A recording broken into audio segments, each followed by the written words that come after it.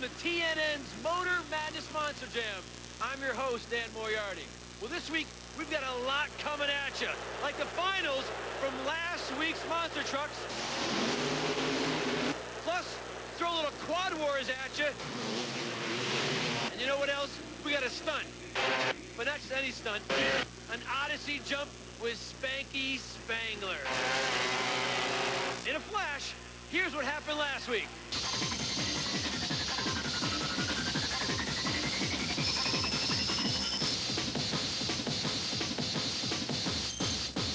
Hello there, guys in the booth. That was last week. That's a lot of action. Can we top it this week?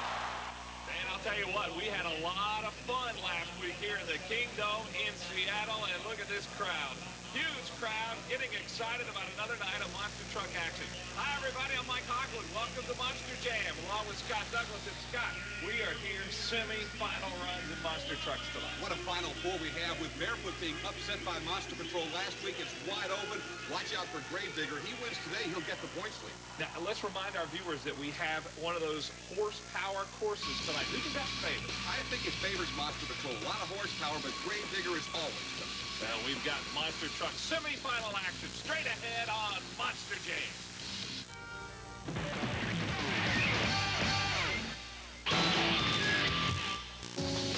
Monster Jam coming to you from beautiful Seattle, Washington. One of the great cities in this country. The scenery around here is incredible, Scott. Well, it's been a great time for all the monster trucks and all the Pace Motorsports competitors to be here in the Pacific Northwest. Been a lot of fun. You know, you get a little time to do a little sightseeing, but what it's all about is getting inside the Kingdome and getting it on. Yeah, we're going to get it on with semi-final action. Pace Motorsports Monster Jam ready to roll tonight. And this semi-final matchup is going to be a great one. Should be. Monster Patrol, Rod Schmidt, the new driver for the team out of Portage, Indiana. Monster Patrol's a top contender anywhere in the country he goes, and Schmidt has done a nice job here in one of his opening runs as the Monster Patrol driver, but he's up against one of the all-time great veterans, Dan Patrick Sampson out of Kingston, Ohio, and let me tell you something Dan Patrick does. He builds horsepower. And remember, the start is so critical here on this straight run. There's not a lot of distance, so you got to get a great start. Both trucks got off the line well. They come to the jump. Look at the power we talked about. That Keith Black Hemi engine. But Sampson is looking really like he's limping at the end. Did you see the way the cab just fell over? Yeah, something was not right there with Sampson at the end. But Sampson certainly had a great run, and it was that tremendous horsepower. Take a look at it again. I thought both trucks had a great start. Yeah, and they're pretty much even right here. Monster Patrol may even be a little ahead, but he just hammers. Then that, again, I keep talking about the Keith Black Hemi engine, but nothing in monster truck racing is able to put more to the ground in terms of horsepower. If we see it again, we'll watch that landing. The landing there when he hit one of those ridges that we've used for the Pro Stadium trucks and some of the other events that have gone on here in the Kingdome, and you see a very kind of lame Sampson right now. That landing was very, very rough, and it looked like something might have broken there. The shot that we had from right behind the truck, you could see it was almost at a 45-degree angle. Well, here's another angle. Take a look at it here. Sampson is broke. Well, let's go down to Dan Moriarty, who is with Dan Patrick. All right, Dan, what happened out there? Well, it's a real tight area, what you see. And running Monster Patrol was going to be a tough race. And I was in a lane I haven't been in all night, so I wasn't familiar with it. There's some whoop-de-doos or some things there for the other courses for the rest of the race. And it was going to have to be a picture-perfect run. And I actually staged so the truck would go to the right, but it pulled to the left. And when it landed, one of the tires, the right-left tire, stuffed in the thing, and it just shocked it so much. And what it did is just, it broke one of the sway bar assemblies. Now, you're working here diligently. Is there a way to get it done for the finals? Yeah, I don't see there's a problem. The biggest problem we've got right now is logistics. We got people in the parking lot with vehicles. We can't get to the side of the trailer to get the welders. You know, we're going to try really hard. So other than that, I think we're going to be there. So he's running fine if you get him back? Oh, you can't ask for it any better. I mean, I drove 2,800 miles this week in every kind of weather you can even imagine, and none of it pleasant. And I didn't come here to lose. There you go, guys. Dan Patrick down here in the truck trying to get things ready and does not plan on losing to the Gravedigger in the finals. When you get a shot in the finals, you take it. And he's working his butt off to make sure he gets there. Let's see if he gets Gravedigger in the finals. Remember, Captain America, who raced Gravedigger last week, almost beat him. Right, Captain America, who is from Yakima, Washington, nearby, and you can hear that roar in the background. He's got tons of fans. He is ready to go. Captain America, who was the fast qualifier, will get a rematch with Gravedigger. It was so close. Dennis Anderson has to be a little concerned. I think so, and I think maybe Dennis is going to try and hammer it harder. Maybe, you know, he doesn't take anybody lightly, but maybe he figured, okay, I got this guy covered, and at the end, Captain America was right there with him. Dennis Anderson's going to give it everything he's got as he puts the Gravedigger in the line, trying to earn a berth against, we hope, Sampson in the finals. Again, it was Anderson and Gravedigger had a great start last time. That is certainly the key here, and you've seen the horsepower with Sampson and the others. Captain America got a good start, but it looks like Gravedigger got him. Boy, but he barely got him again. I've got to tip my hat to Captain America and Jeff Boehner. What a run he had. He pushed Dennis Anderson, one of the all-time legends, to the absolute edge and barely lost the race. Digger goes to the finals, though, and that's what he came to do. Dennis Anderson out of Kill Devil Hills, North Carolina. One of the most famous monster trucks of all, as you can see. Lots of Digger fans here in Seattle, Washington tonight. Lots of Digger fans everywhere in the country. You get a good look at him here. You know, we always think of the bigger engine making all the horsepower. Dennis Anderson just running a 482 against some of these big block, huge engines, but he knows how to put the horsepower to the ground. And you get a sense there with that camera angle of just how high up in the air these monster trucks get. An incredible run for Gravedigger. Going to get another look at Dennis Anderson in the lane closest to us against Jeff Boehner and Captain America. I am so impressed with Captain America. And again, you know he really wanted to turn it up a notch for the hometown fans. You just know he wanted to leave here with a win over Gravedigger, and he almost pulled it off. Well, Gravedigger, a lot of folks came to see him win tonight. He's got a shot. He is in the finals. Coming up next, we're going to talk about something that's a lot of fun and really exciting. Quad Wars on Monster Jam. Vice President.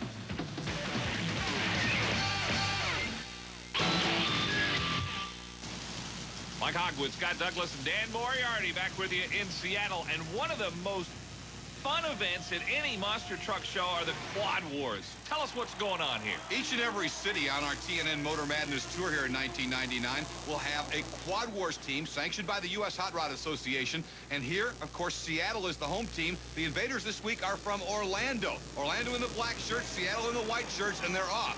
We're going to see them in competition, trying to crown a champion for tonight. Remember, in Quad Wars, it's a team competition, but the only thing that matters, which shirt crosses the line first, that team wins. And one of the Seattle competitors, a little slow getting his machine started, a little frustration. But Seattle out to the early lead, as you can see.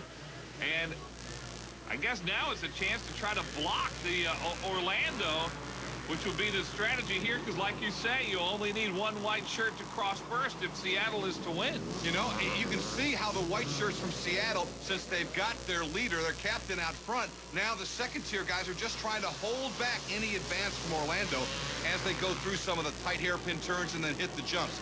But it's all now kind of being like an accordion. It's stretched out early, and it looks like the black shirts are trying to make up some late ground here. Well, this is four-wheeling, and it is not for the faint of heart. As you can tell, there is some blocking going on, some pushing and shoving. And, well, now, hey, here comes Orlando, and their top gun, which is P.J. Pyros. What a move. Man, he has got some talent. What happened is that little wedge they had, almost like on a football team returning the kick for Seattle, that wedge broke apart. Pyros slipped through, and now he's competing for the top spot. His four-wheeler is very, very fast. He's competing with Jason Lucier of the Seattle team, who is out in front in that white shirt. But P.J. Pyros is now drawn dead even with him and ahead. He has taken the lead. Watch these hairpin turns, though. It's hard to hold the momentum. If you take the lead over the jump, then you have to keep the momentum going into that hairpin turn. It's hard to get on the brake. And oh, look at Pyros kind of give him a body shot. But all he did was hurt himself because Seattle reclaims the lead.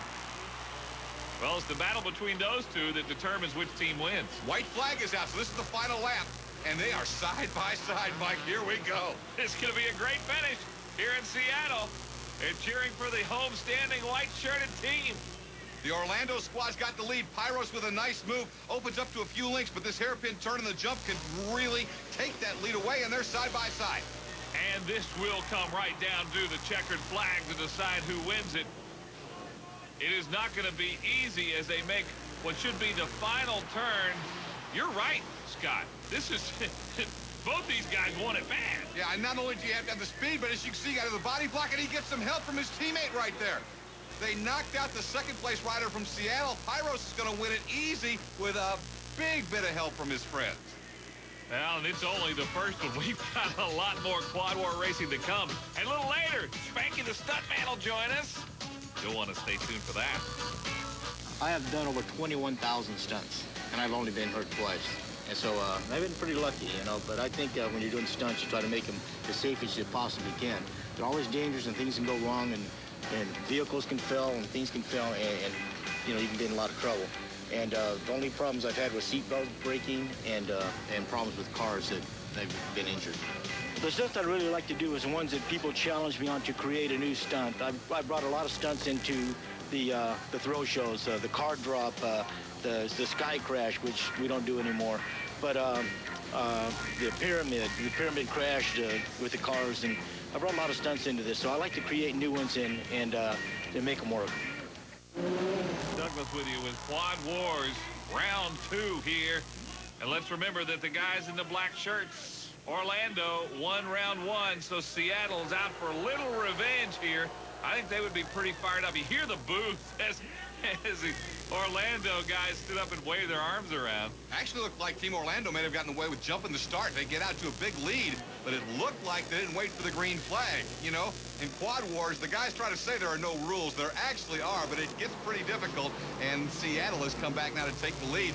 Kind of poetic justice. The guy who jumped the start there for Team Orlando spun out in the turn. Yeah, we saw that. Now, well, two teammates run into each other and spin out, and look at this traffic jam. Wow, that traffic jam is really benefiting Team Seattle.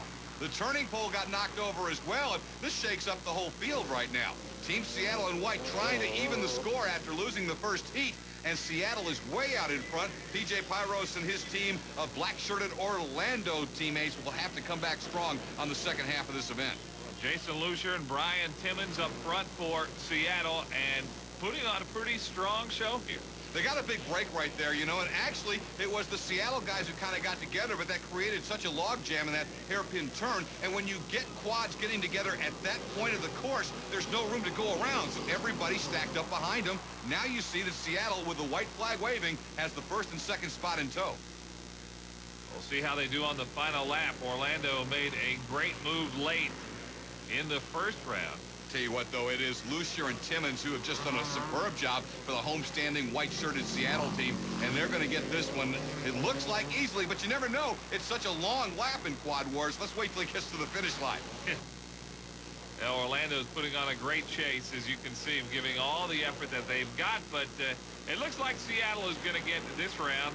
And again, teammates running into each other. Oh, my! Oh! Unbelievable. Trying to make it up. It just shows you how hard these guys are going at it at the end. Absolutely got unseated. And that 65 was Brian Timmons that you saw. PJ Pyros, the captain for the Orlando team. That's their best rider consistently week in and week out, and he may be injured. He took one heck of a spill. And the 65 there is Timmons, who is the captain of Seattle. Oh, we have got a little spirited action going on here. This, you know, I don't know. PJ Pyros, I think, thinks somebody else caused that. It looked to me like he just overdrove it in the turn. But again, I'm up here in the booth. He obviously thinks he got a little help in taking that spill, and he's none too thrilled about it. Luckily, the U.S. hot rod officials are right there to keep things under control. We'll try and keep the action on the racetrack. But Pyros is one unhappy camper, and we've still got the finals to come in Quad Wars. And that's going to be very interesting because tempers are running a bit short here in Seattle. There's more Motor Madness Monster Jam on the way. Hang on. We'll be back. This presentation.